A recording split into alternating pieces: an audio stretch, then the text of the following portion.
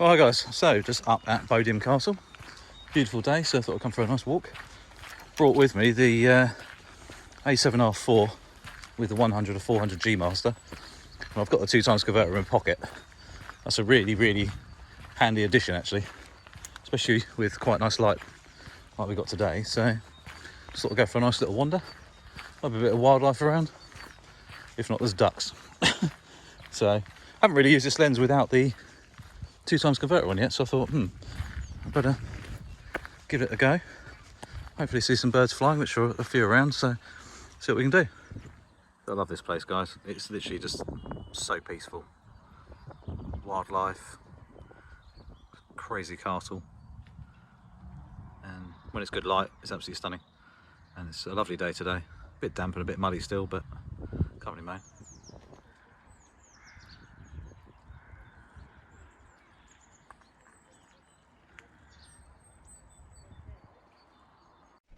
So with the 100 to 400 G Master, absolutely fantastic lens, autofocus really good, and with the 2x converter in my pocket, that's given me a massive scope of obviously 100 to 400 or 200 to 800. Obviously the only downer with the 2x converter is that you are then stopped down to f11 as your fastest aperture, but I found on a sunny day like this absolutely no trouble whatsoever. Yet to get a faster shutter speed I might be up at ISO 1000, and you'll see some of the shots you won't even know. Even on the A7R4, 1000 ISO, even up to 3200, maybe a little bit of noise reduction later on maybe needed, but hardly any actually, to be honest. It's a sunny day, and to be honest, if you're going to be shooting wildlife and things like that, you're not going to be in crap light anyway. I mean, even the bunnies are out, the wild rabbits there having a little bit of sunbathing, they're enjoying that. So, you know, but the scope of even the 100 or 400, well, obviously I had the 200 or 600 before. It's lighter, it's smaller, so it fits in my bag and everything like that. The autofocus is faster, and the optics are probably slightly better being the G Master range.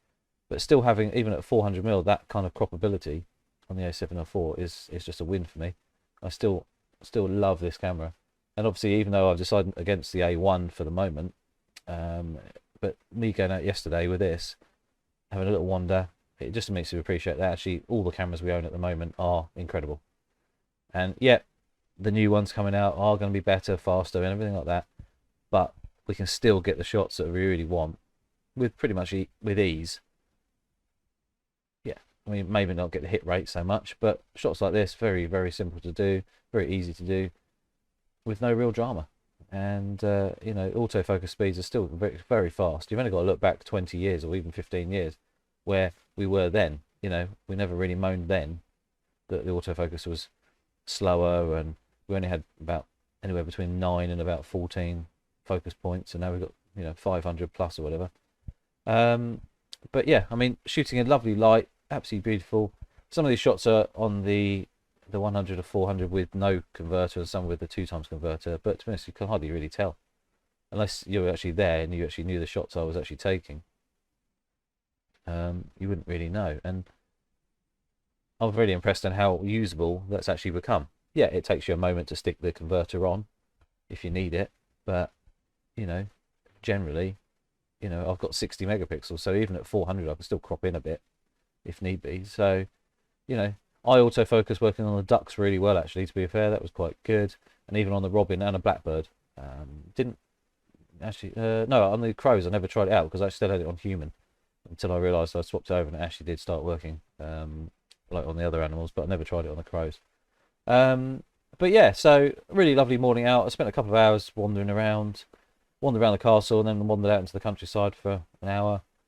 Really nice walk actually. And as I came back to the car, as per usual, the weather just deteriorated, so I judged it just right. Even shots like this where the water's coming off the duck, I can't speak, the water coming off the duck's back, the old saying, which is really cool because you can see the way the water's actually just pouring off him. It was really kind of interesting. But they were, for some reason, they wanted to stay in the shade. Don't know why. So they're only just about on the edge of where the water went into the shade of where the bushes and trees were. So in some respects, it did quite nicely because it all the water got backlit by the darkness, which is kind of cool. This shot's probably one of my favourites for the day because the lighting was lovely, and the way the duck's just asleep on a branch that's half in and half out of the water kind of worked really quite well. So that was quite nice. When they have a bit of a splash around and he started flapping his wings, that was quite cool. These are shot. I mean, this is on the 800mm, and that's shot probably, I don't know, 110 feet away, something like that, thereabouts. Pigeon in a tree, just looking at me.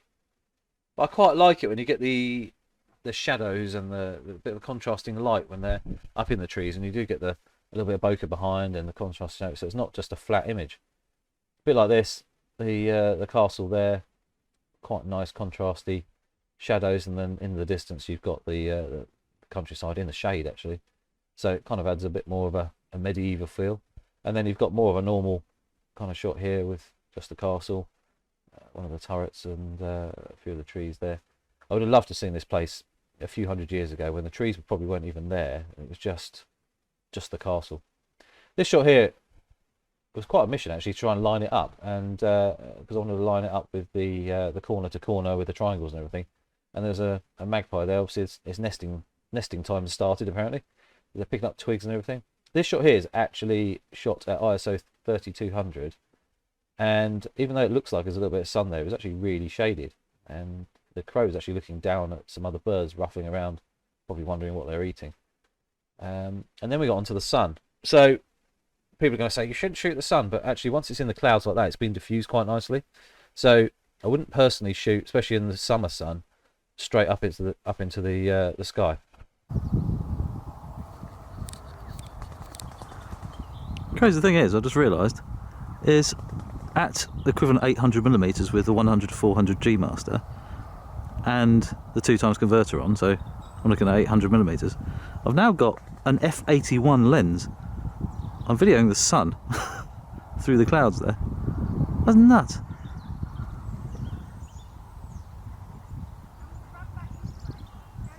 And it's gone.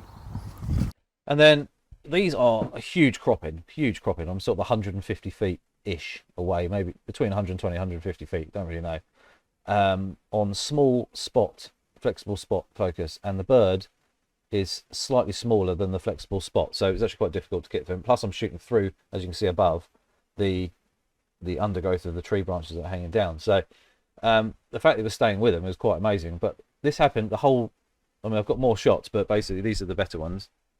Actually looks like there's something happening.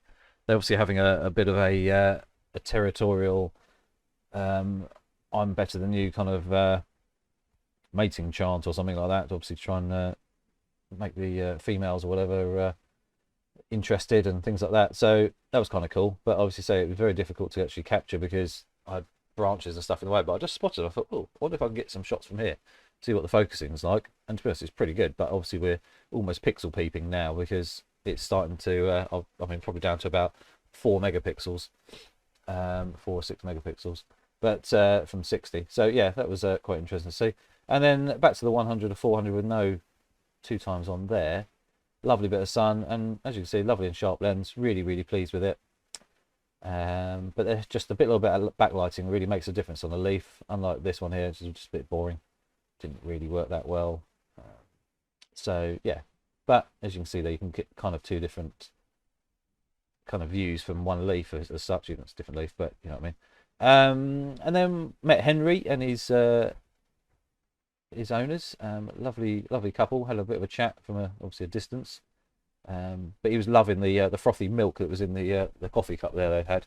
So that was quite funny. And I took a few shots of him there, and then I've emailed them the images as well so they can keep them. So yeah, lovely morning out, and hopefully we get some more sunshine soon. Apparently snow's on the way, so that will be interesting. Hopefully, fingers crossed. Should we go for a nice walk in the snow? Anyway guys, don't forget to click the subscribe button, the little notification bell, and also keep an eye out for new videos as well, and I shall see you soon.